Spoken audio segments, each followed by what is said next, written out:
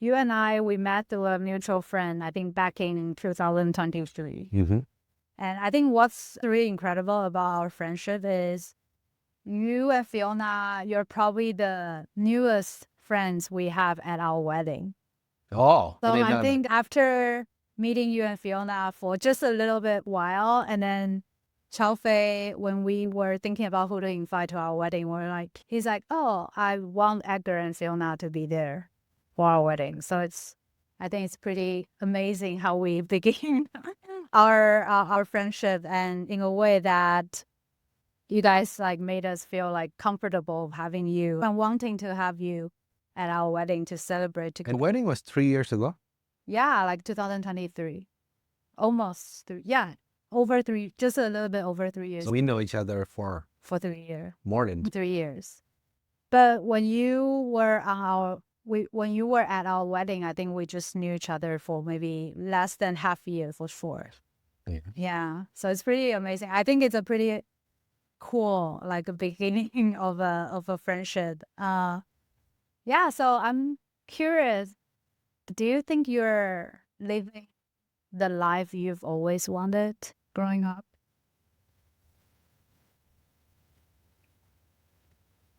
I think it's better than I thought. I couldn't imagine that I would be living in Silicon Valley, which I never dream of. Mhm.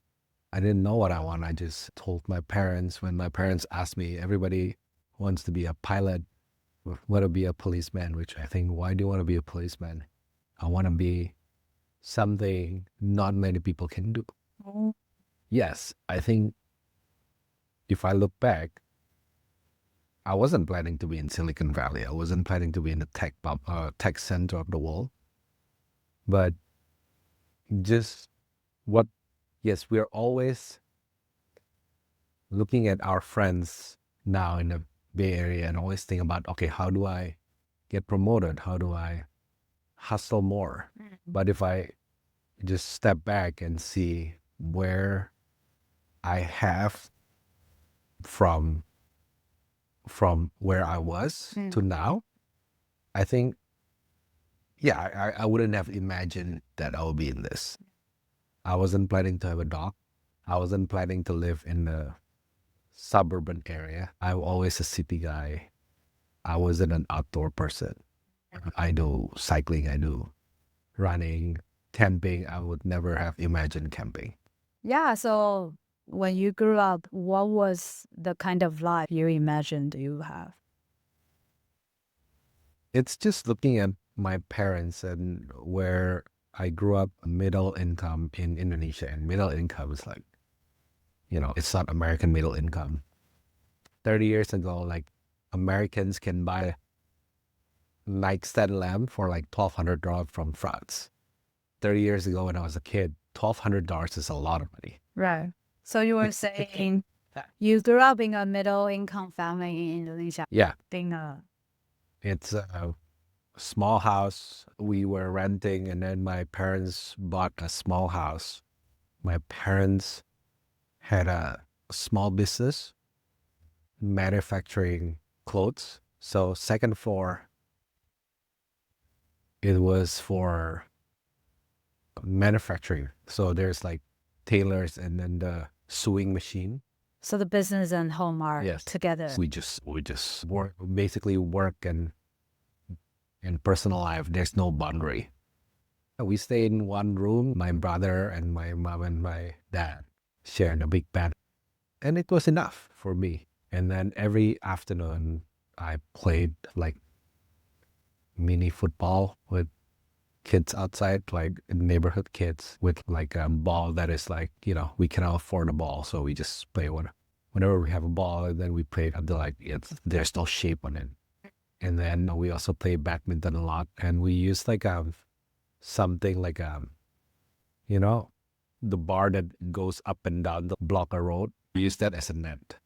Oh, So yeah, it's just a very typical middle income, and it's so much different than American middle income. And I went to school, like neighborhood school, and I don't know how to put it. This doesn't sound obnoxious, but I felt like it was so easy that I played the whole time. I didn't study and I always get good score.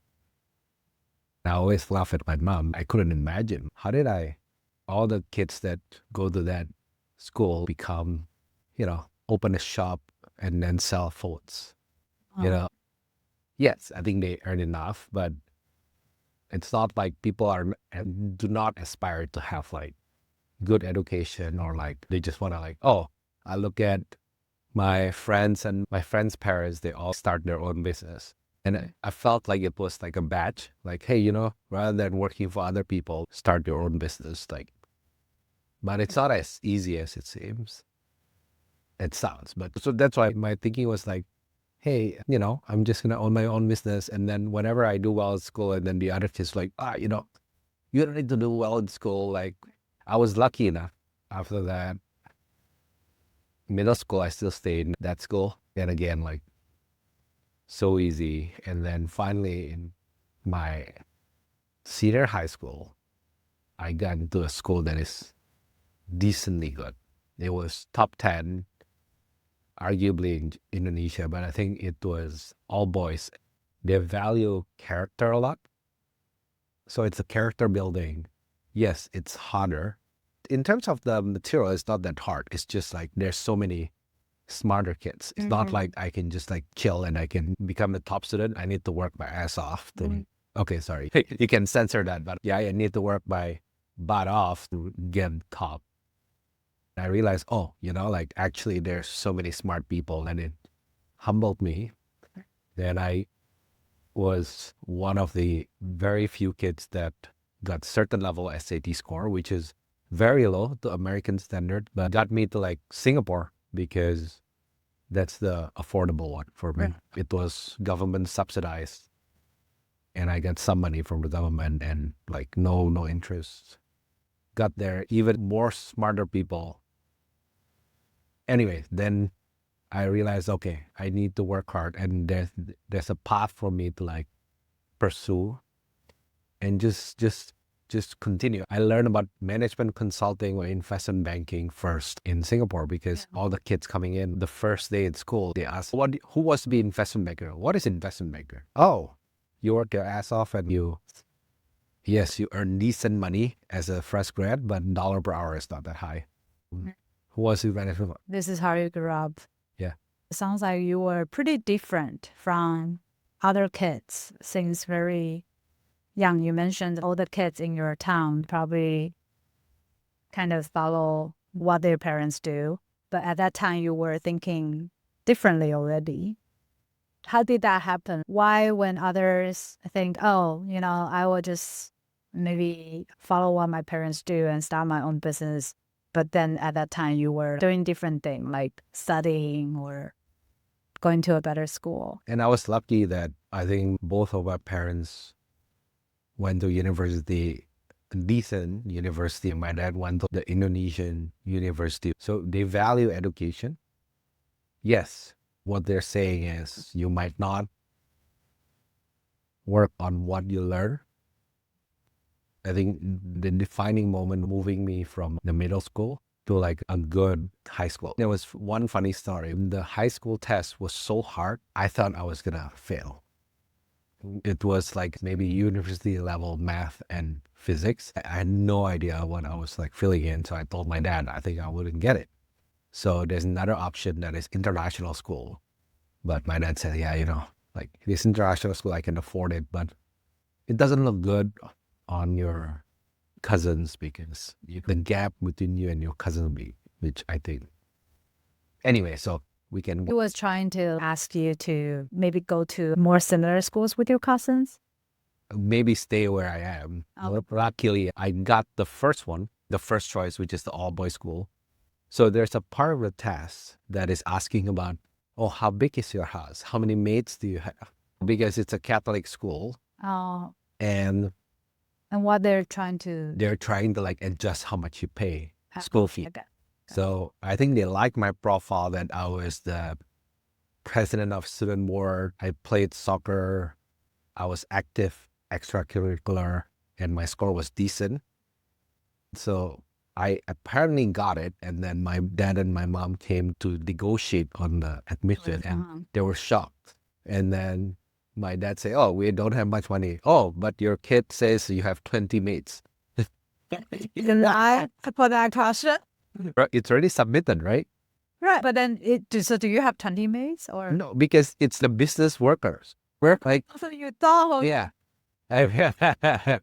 so, okay, so on one hand, you didn't lie, but it's just like you Yeah, I thought was that- very, very honest that there's like 20 people in the house, like working, right? It's not, I mean, some days. Yeah, I cannot blame you. So, and then what's so funny is that there are some of my friends, it's just like I don't know, I don't want to say this, but Asian mentality, like you want to get value and like you show off when you get certain things cheaper. And this guy was like very vocal, like, Edgar, how much do you have to pay? Oh, I pay, I'll pay half of what you paid. I was like, whatever.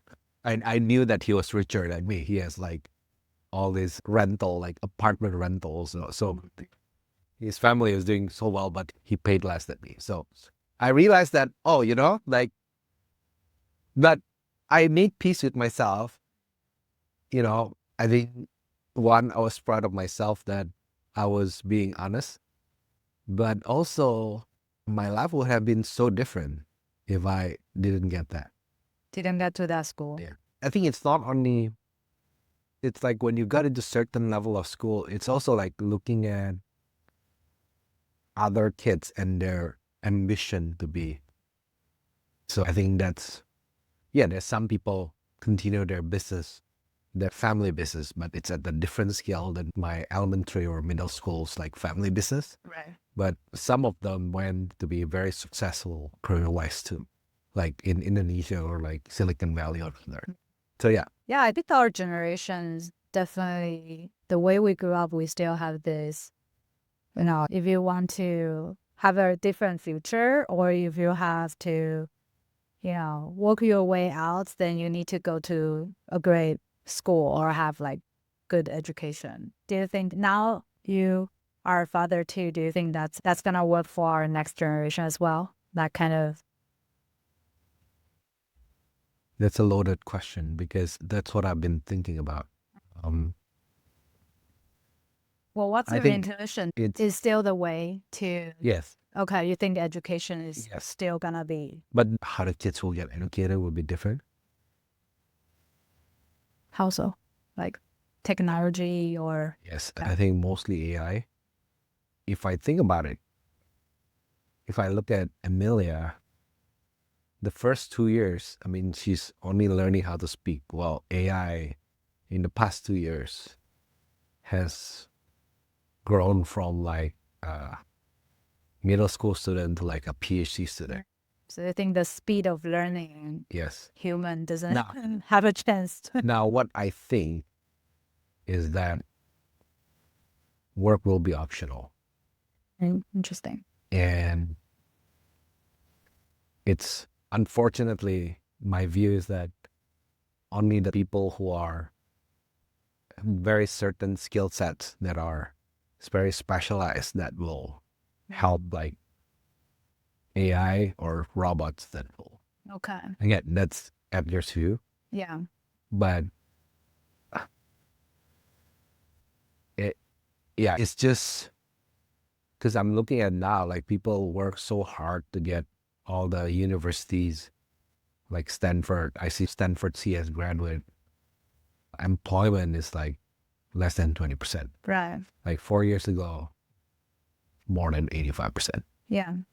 So it's a different place where we are now. So how will that shape what you tell Amelia to focus on? Like as parents, how will we tell our kids about what the meaning of job is? Yeah. Or. I think character is even more important.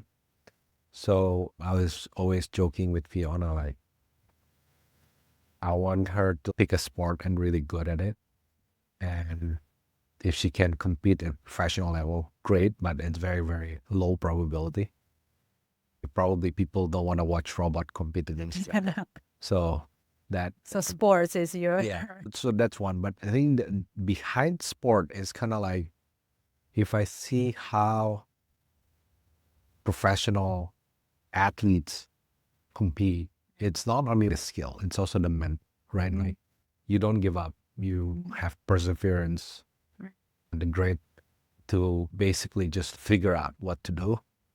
I think it's just the world will change so much in the next 10, 20 years that you just have to continue to get back up and adjust and get back up, work hard towards whatever pivot that you need to do, and just being comfortable. The technology will change so much faster than we, yeah. So now you care more around like what kind of qualities or characters she can build based on the things she does rather than just skills or yeah. I mean, yes. I mean, if she can be a physicist, go to Caltech, or like that's still engineers great. goes to MIT, great, Yeah. right? But what is the chance? Like that's like top 0.0001%. Same thing as top athletes, right? What's the chances to be there? And your work span might not be as long. Right. So, and athletes, maybe you get 5 years of prime time or 10 years. If you're a Federer, maybe 15 years, 20 years at most. Yeah. Like we used to be able to work till like what, 55, 60. Now maybe if you get laid off at like 50, it might be more challenging for you to find a job. Later on, I'm guessing it's so much more harder to get a job. I think it's the character. I mean, okay, so things change. Like, okay, what's next for me? Think the character of just perseverance. I fell, then I get back up. Then what's next? Yeah. So I don't know the answer yet, but Right. I think that's what I really want her to learn. I think it's very refreshing to hear you say that character building is more important than probably anything else for such a uncertain future. But then coming back to you growing up, besides family, do you think there's any other events or moments that make you think, oh, that makes who I am today? Like sort of build up your characters. Yeah.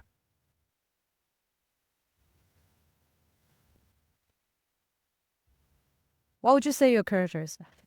Me? Yeah. So define character. Yeah, I mean, like, because sounds like I think I understand it as the kind of the innate strength or quality of a person. So what's your... I think if I set my mind to like get something, I'll get it. I think so. And then back to your question, the defining moment. I think I was working at General Electric in Singapore for like 4 years.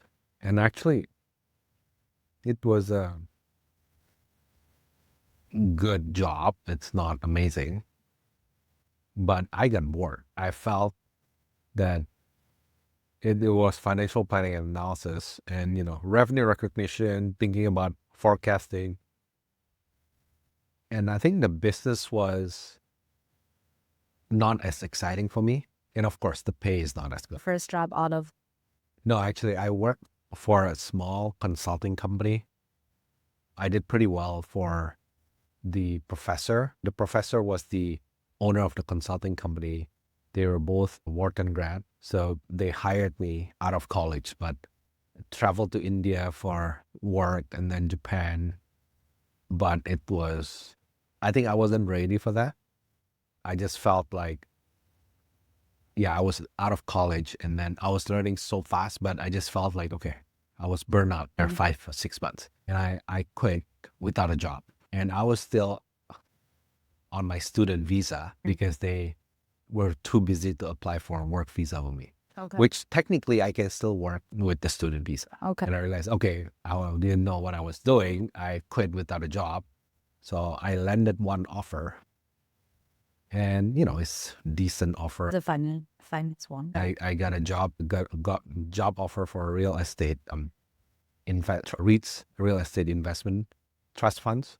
And I declined that. And I told my parents and my grandma, and my grandma called me and like, you didn't reject this, just accept it. Like, I don't want that job, you know, like I was 22 years old and I was like, oh, you know, it's fine, there'll be more.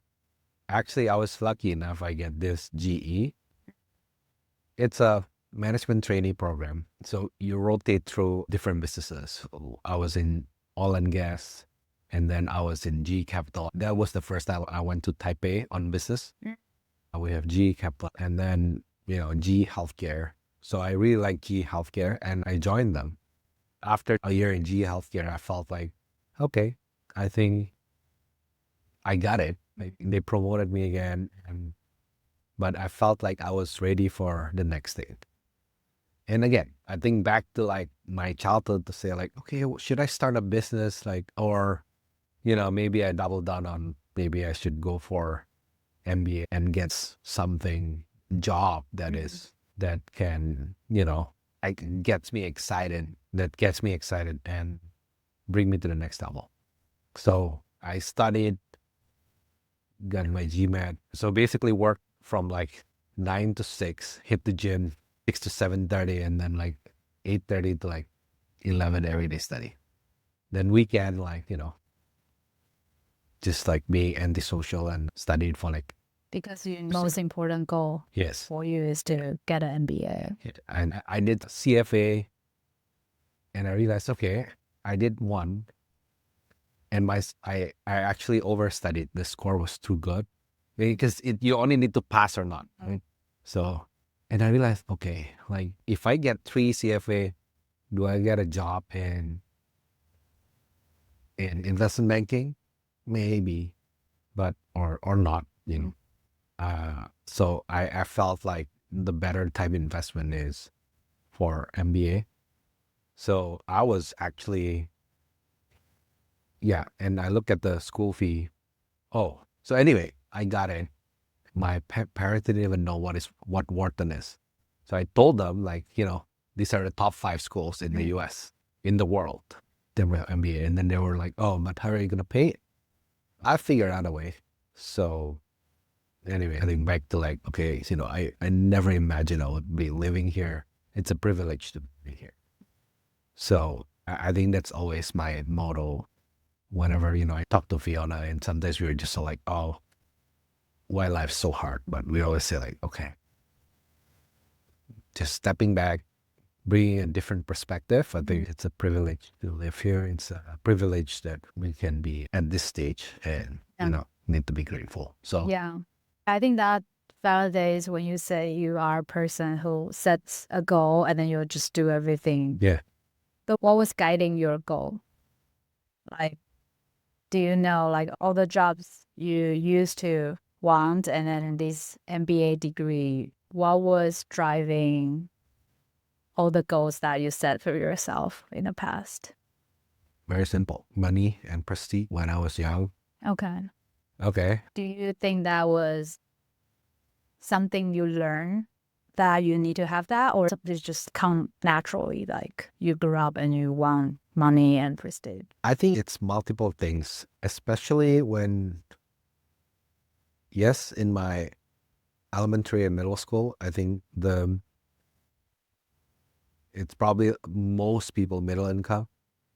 In the Catholic school that I went to for my high school, the gap between financial condition of each family is kind of like wide, right? So there are certain times where I felt like, oh, you know, they're only hanging out those people who have financially more successful in terms of their family. And I think, again, that was me like 18 years old to 17 years old. I'm like, okay, or Then 16 years. Yeah, you're gonna Yeah, make that. I want to show you that I can. And then I went to Singapore, like, you know, the undergrad was okay, I think. But when hang out with like friends in Singapore, I think in general, outside Bay Area, people are more care about like, what you wear, what you drive. And again, I think back to like, it's a Wait, you think that's out of Bay Area? I think even within Bay Area, you don't think people care about that. Like, yes, less. really? Yeah, I think in the Bay Area, I wear certain things because I value it. Like, so it's so funny. But 7 years ago, we bought ourselves a wedding gift. It's actually for me. I was looking for Rolex, like steel, either Daytona or GMT. And finally in Hawaii, we find one that was in Maui. But because that is so rare back then, now it's discontinued. It's doubled in the secondary market price. Okay. But I need to get Fiona another one. So both of us got it. But what I'm trying to say is I wear it to the office, but No one. people don't give a shit. But the only people who care about it is people who collect it, and I like it because I like it, but it used to be like I like it plus I want to show off that I'm at a certain level. Here, those people probably has net worth 5 times or 10 times more. Yeah. It's the conversation between certain things that led to different things. It's kind of like an icebreaker. And I like to learn about certain things. Like watches was one of them. And it's just like certain things that you have certain interests that you talk with other people. It kind of like start the conversation and then the relationship. Because I think stepping back, like most people in the Bay Area in tech, they can afford Rolex, no problem. Right. They can afford a BMW. Yeah. So I think I wouldn't say that the people here they don't care about like material stuff. It's just yes. it just feels like this world, because of the capital, because of how rich people are, their pursuit of materialism is like next level. That's They right. probably That's don't right. care about like luxury brand. They're already talking about like, I don't know, even like very early retirement. I think that That's a that can luxury. be, that's a luxury here. So I like how you frame it, but Yeah. in Indonesia, like, or in Singapore, like, even you're at that level, you need to have that luxury stuff.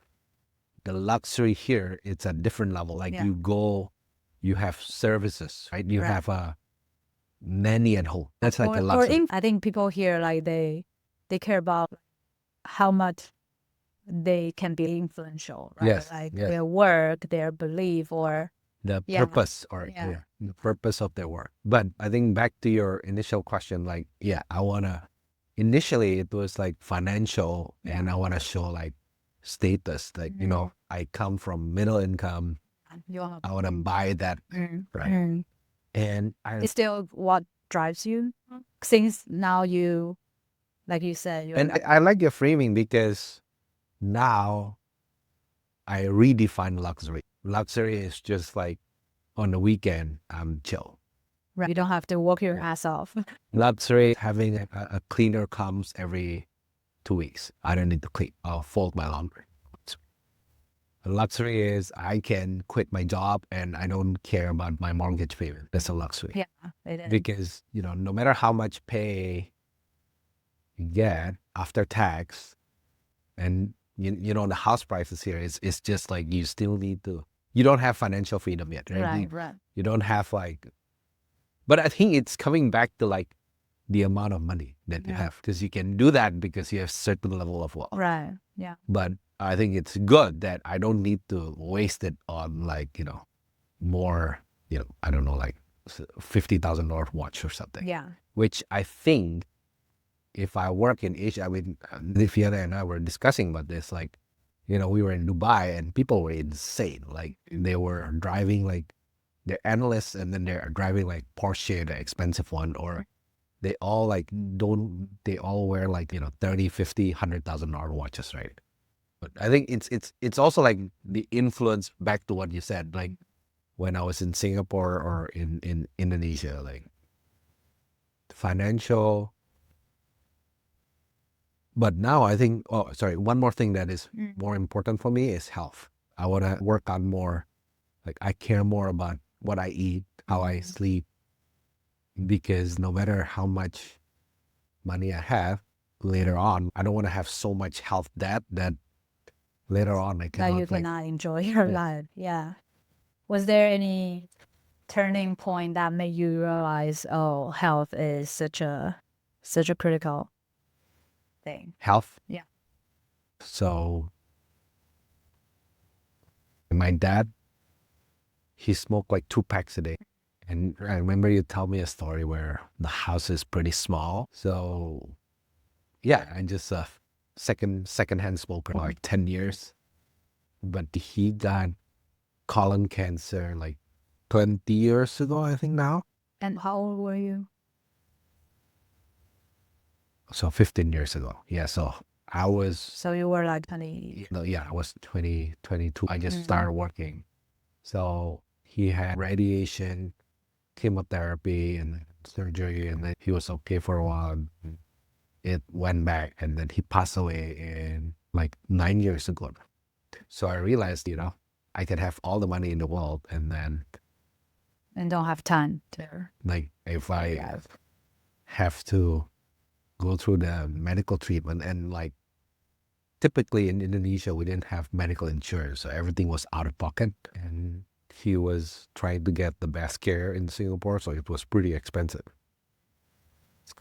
So I realized, okay, I think no more like I was just casually like smoking cigarette. That's one factor. The second factor is McKinsey, who busted my ass off on like starting from 2016, and I worked till like 2021, early 2021. So like 4.5 years. So when I look at my picture when I was there, I look like even older than now, but that was 10 years ago.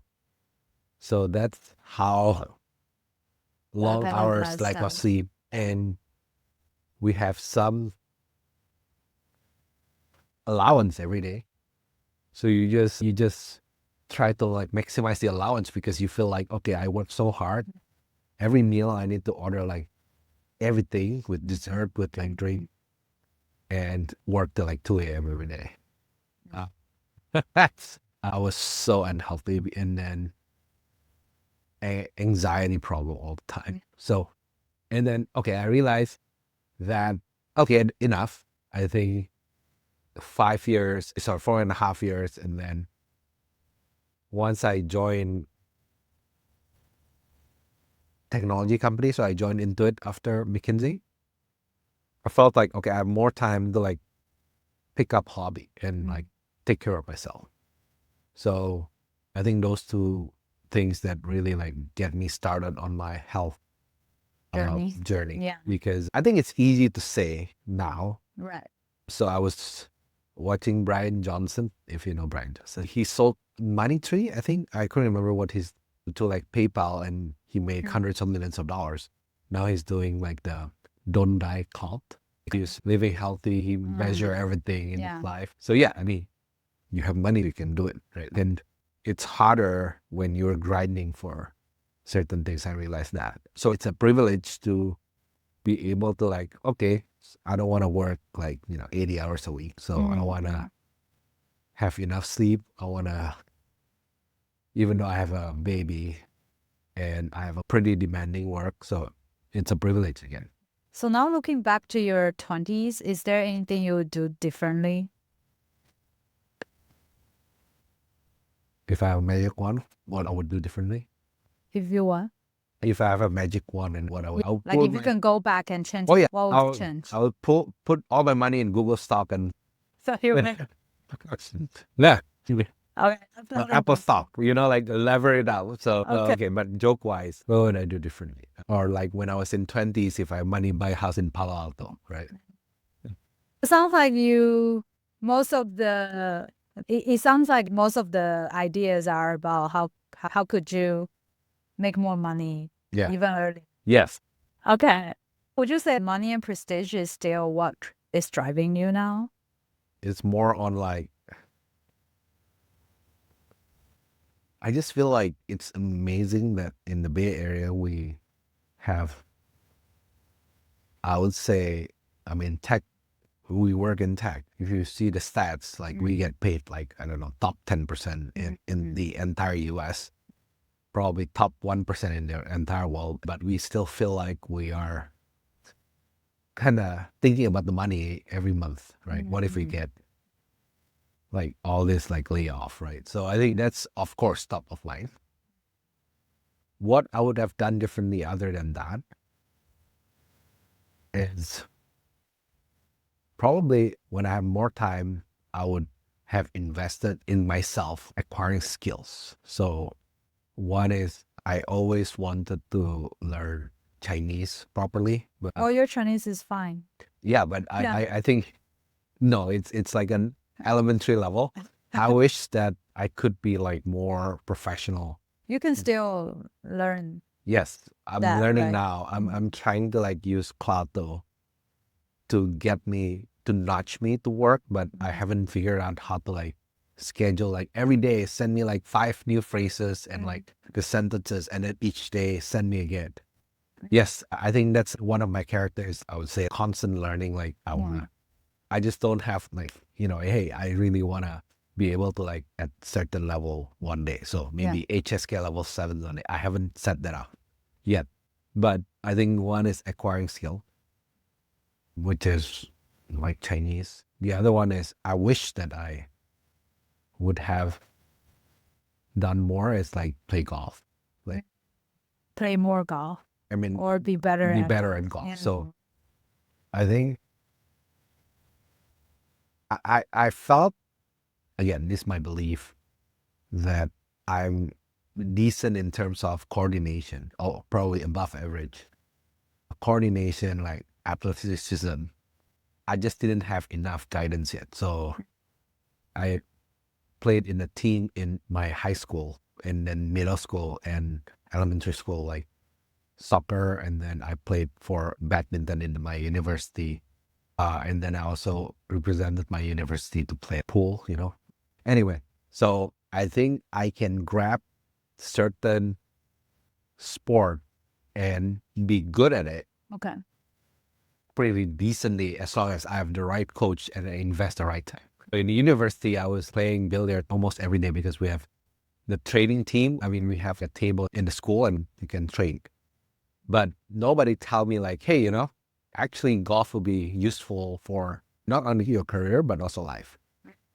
I told my mom, I told you, mom, like, I don't need to, why do you send me to tuition for like piano or like guitar, and then you only send me to badminton, like badminton, there's no money in it. Oh, so during pandemic, we were in Pittsburgh, Pennsylvania. So I was decent at badminton, but I couldn't play tennis. So Fiona and I got a coach. We pay him pretty much more affordable than here. We pay him like 3 hours on weekend, and then sometimes on the weekday because everything's on Zoom, and then I just go to the tennis court and ask him to like play with me. I think my tennis improved so much, and that helps me with my pickleball, so I can hang out with my colleagues and play pickleball. And they all have tennis background, and then I have badminton and tennis. But I think golf is the one that when I play with my colleague, I just feel like I'm not as good yet. So I just feel like I need to focus so much because I don't want to screw up instead of enjoying the game. I'm not at that level yet. But I think back to what you said, it's about, for me, I think it's financial is one. Two, if the theme is what I would have done differently, acquiring skill with the purpose of, because it's not only financial, right? I think you can create an indirect connection that learning Chinese and learning golf is like financial, but it's also mostly connection, building connection. So you think Chinese, like speaking Mandarin or like playing golf can probably Yes. bring you more So quality with her connections. parents, or when I was in Shanghai, like on project, like, I don't know, 8 years ago now, whenever I try to speak Chinese to them, they just respond to me in English. That means my Chinese is not good enough.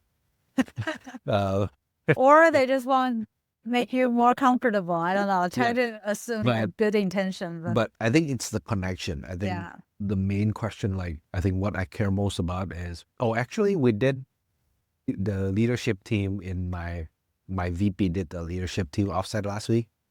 And then one of the topic is like motivators. What motivate me short term and what motivate me long term. I think I was reflecting back. Yes, short term, what motivates me is like people. Like no matter how much I get paid, no matter like how cool the project is, but if I don't connect with the people, I don't feel comfortable or like working environment, I just feel like, it's not worth it. And then long term, you will say it's probably like financial Looking back, security. I think it's the financial security. Like I can choose because I choose to work because I like the work. I understand impact and purpose. Yeah. So because I work because it makes me feel valuable and because money is like secondary for me. So I think that's the long-term motivator for me. But to get there, you need to somehow like get certain compensation. But I think the discussion was very interesting because we shouldn't make the compensation as the main motivator because there's some years I work so hard and I earn not as much. There are some years I work not as hard, like when I was on pet leave, like I basically took like 4 months off, but that was like one of the I got highest pay. It's also like there's a stock price in company performance that you can, it's outside of your control. Right. What were you trying to say about that? Like, the compensation and how hard you work are not always correlated. Yeah, I'm just saying like it shouldn't be like the main motivator. I want to show up to work because, I like the people I work with. I really enjoy the topic, or I don't get anxiety on Sunday night because I have to wake up at 3 a.m. and like catch 6 a.m. flight on Monday. I'm not anxious because Monday somebody will yell at me for the whole week. Yeah. So one thing is so clear to me is you worked very hard your way up to whatever felt most important to you when you were young. And then once you set the goal, you basically did everything to achieve it. And so that now you have the power to choose what kind of life, where you want to live. And, you can enjoy all the benefits that comes from achieving the goals you set for yourself. There's always worry, right? Like, if we have no income tomorrow, like, how do we pay the house, or how would we fund Meow Meow's education, or how do we live her with something that is enough for her? But I think what you said was, how do we also enjoy the moment? Like I think it's being grateful that we have all that we have. Well, but then do you think are you operating in a similar way now? Like you still have like goals that you set for yourself that you want to achieve? And what are those goals? I think still Chinese and golf. I think that it becomes like the skills you want to learn. Skills that I want to build that actually like it's, I think Fiona said. So it's no more. Sorry, let me ask this first. Yeah, tell me. Because when you say, okay, now your goals are like mentoring and golf, I was like, oh, that sounds simpler than you were young, right? Because you were trying to break the class. You were trying to like really break the environment you were given. Yes. Right? Yeah. I think most. But goals are just that simple, like just trying to. So that still still a goal, but I cannot spend as much time there. As so you still think you are not there yet in terms of money and. So I mean, the other goal that is also like, how do we become a better husband and better father every day? Yeah. And then another goal that is professionally, I think, yes, I want to be promoted. Of course, my next year, but it's also like, I think I'm thinking more like, one, the consideration is, if I get promoted more and more, does it come at the expense of like be a better father or better? Right. Because I'll have like more time here versus the other. So how do you figure that? I think right now I've been in for a year, so I get a good grasp of it. my previous role, I was there for 3 years. So even on the third year, I felt like my learning curve is not as much. So I think now it's pretty manageable. Like there's some bursts where I have to work from 7 a.m. to 5, and then at night I work again into 10. But there are only certain weeks in like every quarter that needs to be like that. So it's manageable. And getting promoted is not only like me wanting it, right? There needs to be an opportunity that I need to take. But there are not as many opportunity now Okay. because the job market is not as good. Okay. But yeah, so rather than thinking about that, I'm grateful that I have other goals, which is my personal goal, family goal, and a personal goal. Right. And at work, I think what keeps me excited is just like, instead of like thinking about, oh, AI is coming for a job, how I think about it is like, okay, I'm grateful that my company give me all the tools to learn, because everybody's figuring it out. I'm just learning so much from my team and just playing with the tool every day. And then I think basically like what expertise I want to be known for going forward. I think I really like to be like, the strategy, connecting between product, go-to-market, and sales. Just being frontier about being in the frontier knowledge about like what's happening in terms of like AI and what does that mean to like SaaS business model and what can we learn from AI native startups. So actually, I'm really enjoying the work now. How do I get promoted? How do I get paid more? But it doesn't come free at the expense. It might come at the expense of the other pillars. So, yeah.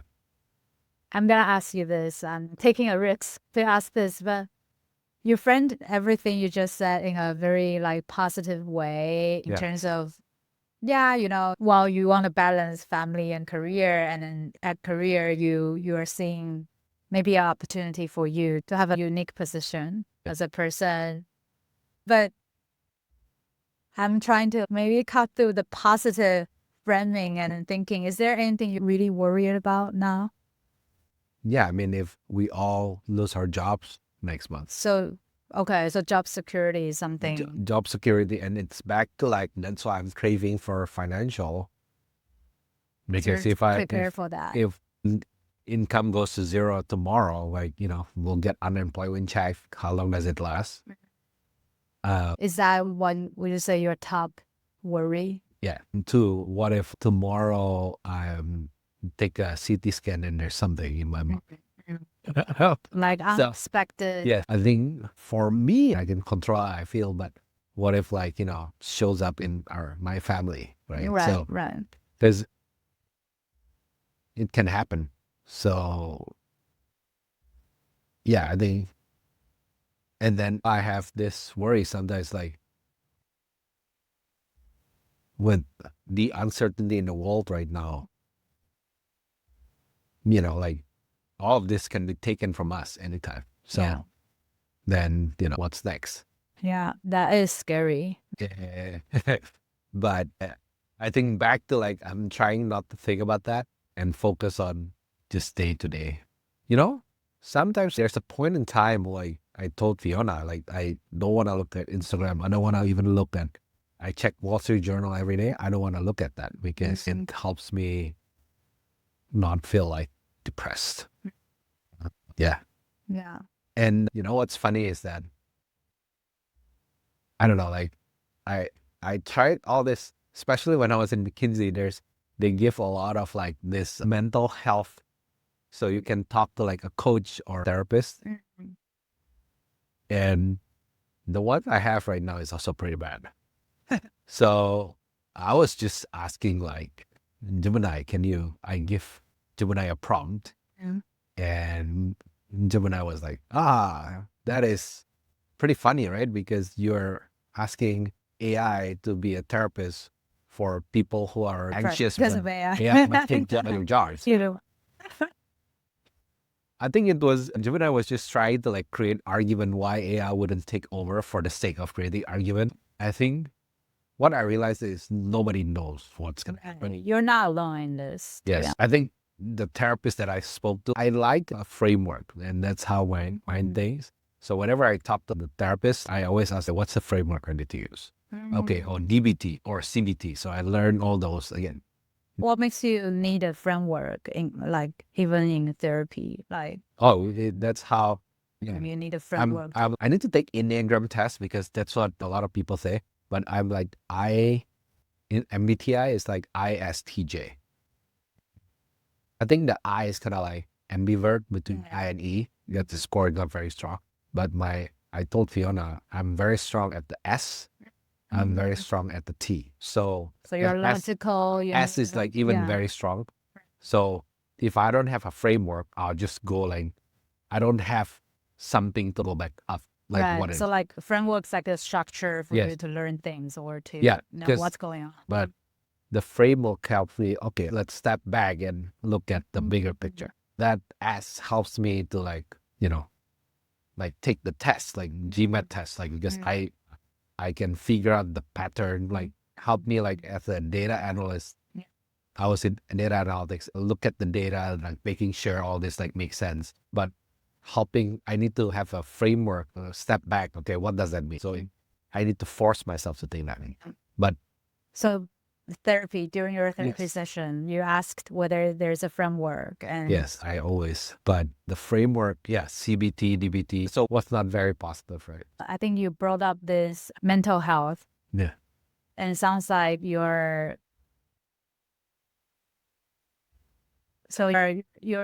having these therapy sessions that you don't find very helpful. No. Okay.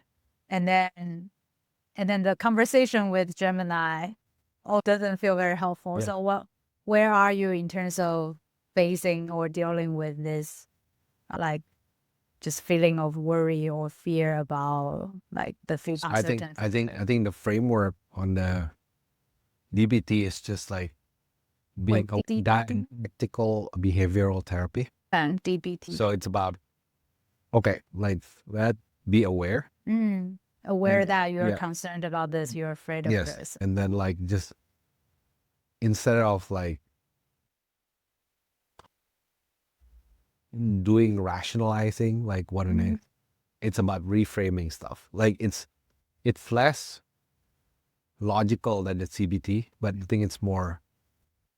I think Gemini explains that better than me. But I think let's do the reframing. How will you reframe the fear and concern that you have about the future if you have to reframe it? Yeah. So how I reframe it now is that what I can do, what I can control. Because I just learned the AI tool. So I want to be like whatever people put in LinkedIn, AI native. So, is that helpful? Like, yeah, I think, I mean, not putting LinkedIn AI native. Like, no, I mean, like, is it helpful that you spend time AI that helps with your like worry and fear? Yeah. Because now you feel like you know AI at least. I try to like every day I spend an hour at least dedicate in the either personal time or to learn like how does this tool like help us to be a better workers and like so. And I just feel like I'm learning so much and I'm sharing with Fiona every day like, oh, this is what I learned. I think when we watch this podcast 5 years down the road, I'm like, oh, that's all the AI can do at this point. But the AI tool like cloud or the cloud, we can connect that to pre-built MCP, which is like a connector to the Intuit data. It's not only like, scraping data, but I can find the data inside the company and create what I need to do based on the data. So sometimes you're pretty amazed. Yeah. So a certain analysis, it would have taken me 2 weeks. And then I need to understand the data. But here I can get an 80% directional answer in like a couple of hours or a day. And then the next day I can present it. So it sounds like the way you cope with this like worry and fear is sounds like you're trying to be friends with AI. Yeah. You're trying to learn how it works. You cannot beat them, just be friend with them. Does that give you peace? At least Not really. Every time I see how good it is, I'm scared. you're still I'm scared. like, wow, this is because I imagine myself like 15 years ago, I would have taken like hours to do this analysis.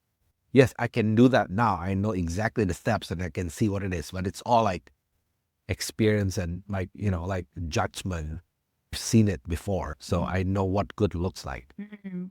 Like if people are graduating now, like they just graduated, like it's hard for me to justify hiring like new grads versus like I have somebody like I can hire people with like 10 years experience and Yeah. like, they can have AI and then become a super. Yeah, what's your take on that? Because I think a lot of people are talking about, now a lot of junior jobs can be replaced by, Yeah. but then if we don't have junior people entering workforce now, then how will we have the senior people like 5 years or 10 years from? Right. What's your take on that?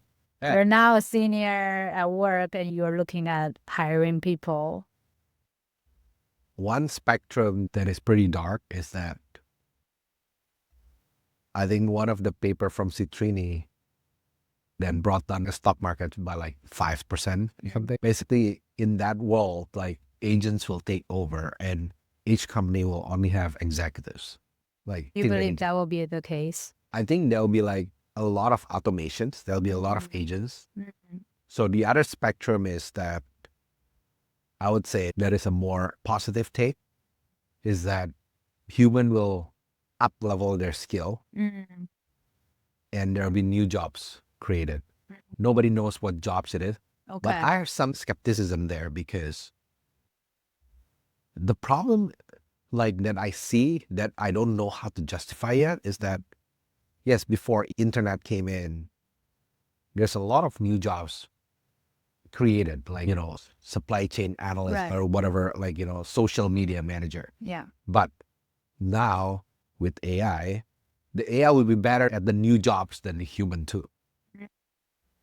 So you think we're not going to see the same thing with internet, with AI? It will. Right now, But yeah, right now I don't see it. But I think there'll be a few people, like fewer and fewer people that can contribute meaningfully to like the workforce. That is like probably like, I think back to like what hopefully NVIDIA can be like physicists or like mathematician or even like the top biologists that help AI work with AI to like invent or accelerate findings. Okay, another positive take on the spectrum was probably like, the new grads will have like very AI native that they can have certain skills that the people who are in the workforce don't want to change. Like, people in the workforce was using a typing machine and then, the new grads was like using Microsoft Word, right? It's kind of like, but it takes a while for that to change. Okay. But I really hope that it's the other spectrum, which is the positive one. But I think where it will end up is in the middle. Yeah. A lot of jobs will be automated. We still need humans. But at the same time, there will be new jobs created. Hopefully, if we can do like mining moon and create like a new job. But I don't know whether it's AI robots or like there will be jobs for humans too. Right. Well, one thing for sure AI cannot replace yet now is giving birth to child. So I actually want to like ask about your fatherhood experience so far. Is there anything like, how's being a father so far to you? It's been almost 2 years, right? Yeah. Well, if you don't count when Emilia was still in Mass belly, it's going to be almost 2 years. I feel like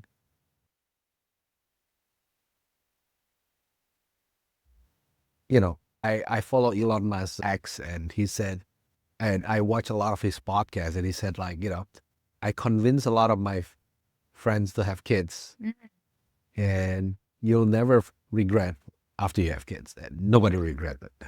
And that's me. I didn't regret. I think otherwise I was feeling very like grateful to have kids. So I think when we were discussing whether to have kids or not, I would say, Fiona and I were talking, and Was that a decision for you to have yeah, kids?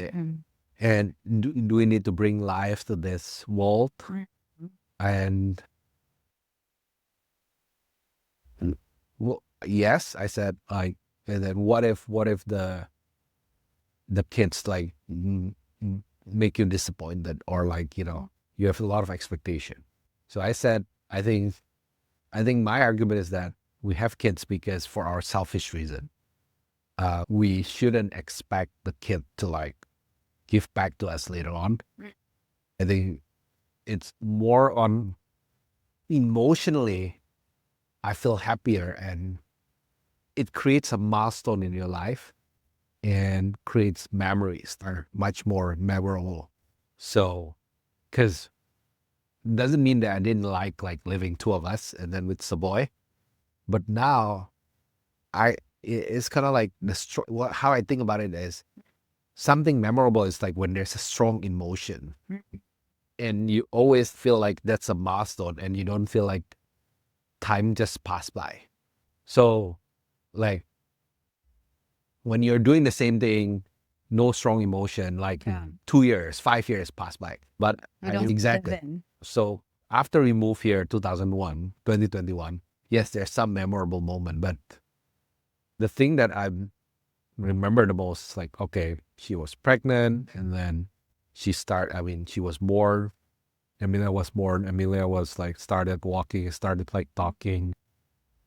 So that strong memory actually make you feel like, okay, more life. Yeah, more life. Like it's a milestone in your memory, a strong emotion that makes you more human. So I'm telling Fiona, it's a selfish reason.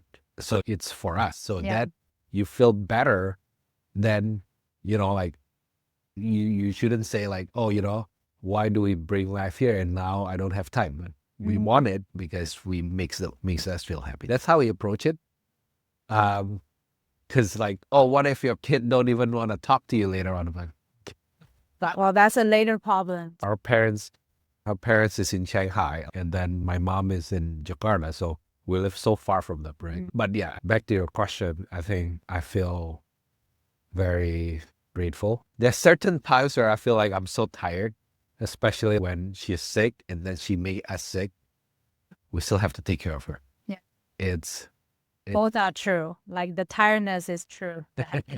True too. I think it's a different feeling, and it actually coming back to what I want to develop is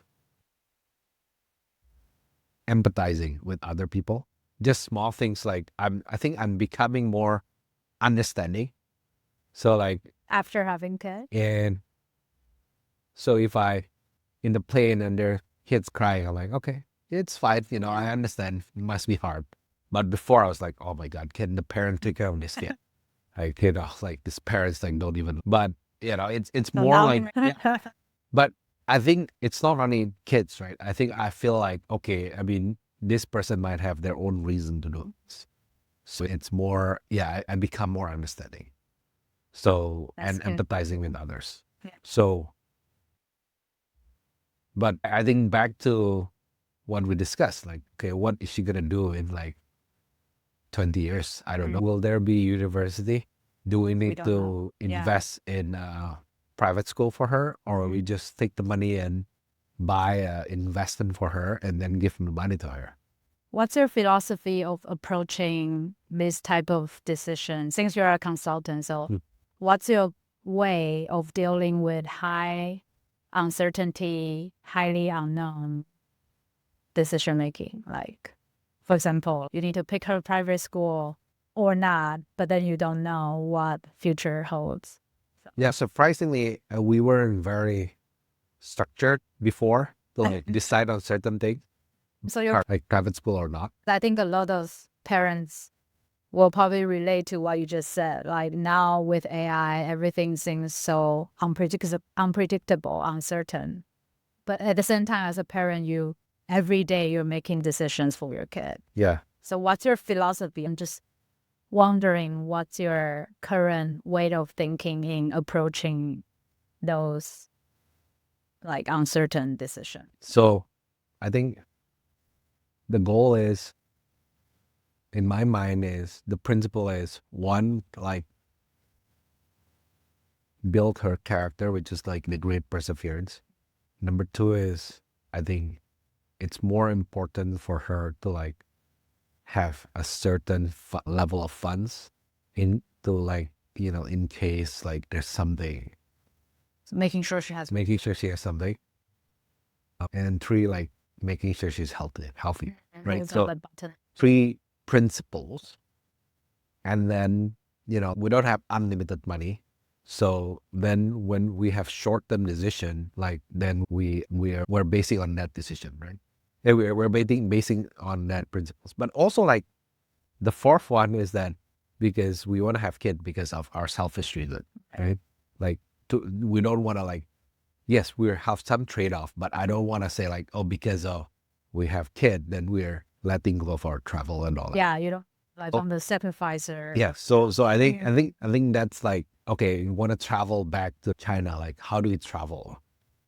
Yes, we want to travel, but like we want to also save some funds for Emilia. How do we travel with like reasonable? I think it's not only one travel, it's like how do we spend our like fun to maximize the happiness. Yeah. This That makes sense. I think that can already serve as a very helpful guidelines in how you approach certain decisions. yeah. Okay, last question. I ask Wow. every guest this question at the end is 10 years later, if you can ask Edgar, the 10 years later version of Edgar, one question, what will you ask him? So now I can ask like Edgar that is 10 years later. What do you want to know the most? If I know that, will it change my trajectory or not? Sorry, I like the overthink about the question. So I said, will I give up my job? So just imagine maybe in your dream one day you have Edgar comes to you and say, hey, I'm the 10 years later you. What's the first question you're gonna Oh, so many questions. The first one. Let's just go with the first one. I think back to what we talk about, like I think will everybody be healthy? So I think everyone.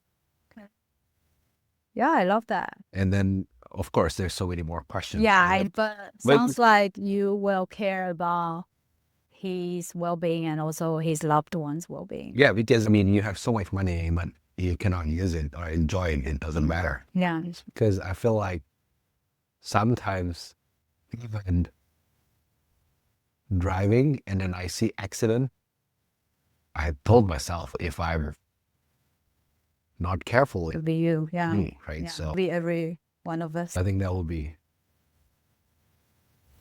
the first. So yeah, I really like it. Thank you so much thank for you having this conversation.